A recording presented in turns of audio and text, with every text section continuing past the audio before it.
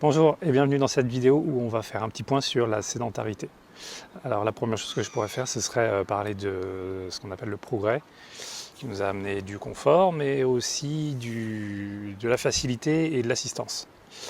J'ai pas forcément envie de parler de ça. En gros, petite conclusion, juste sur ce point-là, si on est valide, on n'a pas besoin d'assistance. En gros, voilà, c'est hyper vague, hyper générique, mais voilà. Vous allez voir où je veux en venir pour la suite.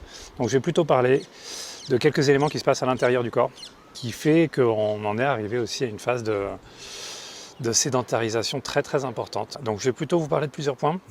Donc le premier point sur lequel je voudrais vous parler, en fait, c'est la gestion de la fatigue. La fatigue, on ne fait pas forcément la différence dans les différents types de fatigue. Il va y avoir la fatigue mentale, nerveuse et physique. Et c'est pas les mêmes. Donc très souvent en fait, par exemple après une journée super stressante d'un travail qu'on n'aurait pas forcément voulu faire particulièrement, ou en tout cas où il y a eu beaucoup de charges de stress, on va dire, on va être très fatigué et on n'a rien envie de faire.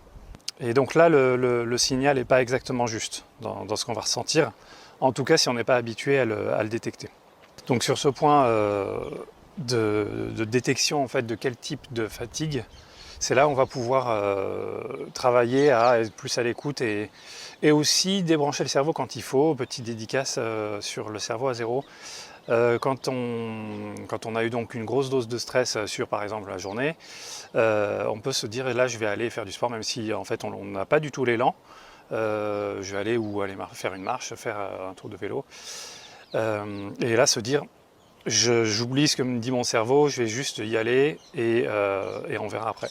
Et vous verrez qu'il y a peu de chances que vous le regrettiez parce qu'en fait ce sera un vrai appel du corps en réalité, qu'on n'a pas forcément su faire la distinction entre les deux. Le deuxième point sur lequel je voudrais qu'on passe rapidement, c'est que le corps en fait a un réflexe naturel de mettre en stand-by, en mode veille, tout ce qu'on va pas utiliser. Donc ça permet d'être toujours en rendement le plus efficace possible, une sorte d'efficacité de tout ce qui est nécessaire. Si voilà, j'ai besoin de marcher, il va assez facilement désactiver tout le haut du corps, la sangle abdominale, le dos, etc. En tout cas, si on ne prête pas attention, au bout d'un moment, c'est ce qui peut se passer. Typique aussi si on est en voiture pendant longtemps, au bout d'un moment, tout va se relâcher parce qu'on se rend compte qu'il y a juste besoin un tout petit peu des mollets pour conduire sur les pédales, par exemple, un tout petit peu des bras pour le volant, mais tout finit par se relâcher et c'est un réflexe, c'est un mode veille que met en route en fait le corps qui a des avantages mais aussi des inconvénients. C'est que sur le long terme, c'est exactement le même principe qui se passe, c'est-à-dire que même dans des séances de sport, on va avoir tendance à solliciter ceux qui sont les plus disponibles, on va dire. Et ce point-là, ça va être justement quelque chose qu'on va souvent travailler dans la discipline Holistic Mobility, puisqu'on va justement essayer de réactiver et réveiller progressivement et naturellement, et puis de manière ludique, tant qu'à faire, un petit peu l'ensemble de l'énergie du corps et des plein de petits muscles qui sont finalement pas forcément utilisés au quotidien. Coucou petit chien. La troisième chose, ça va être un petit peu le même élément, mais à l'inverse, c'est-à-dire qu'on s'adapte.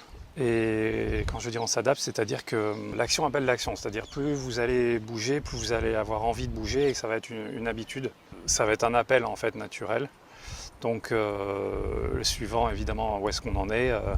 L'idée, c'est de faire progressivement de là où on en est, un pas après un pas, même si vous êtes arrivé très très loin dans le sport. En tout cas, quand je veux dire l'action appelle l'action, c'est que ça va dans les deux sens. Et donc sur ce point-là, en fait, ce qui va être vraiment important, du coup, c'est d'essayer de sentir où est-ce qu'on va avoir, est-ce que ça va pencher d'un côté ou de l'autre.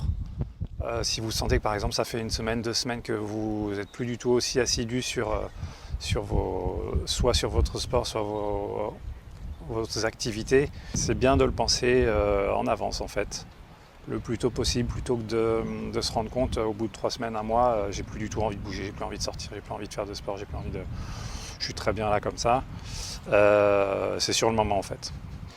Voilà, j'espère que ces 3 éléments vous donneront quelques outils, on va dire, pour dissocier un petit peu ce qu'on va pouvoir ressentir. Les petits pièges qui sont de base en fait forcément instinctivement naturels, mais qui ne nous servent pas forcément. Donc détecter ces 3 petits pièges-là entre la fatigue, le deuxième point la désactivation, le mode veille en fait, et le troisième point l'adaptation. Voilà. Donc, je vous invite à vous abonner à la chaîne Holistic Mobility pour ne rien rater des nouvelles vidéos, notamment celle-là, à une suite. Je vous dis à très bientôt.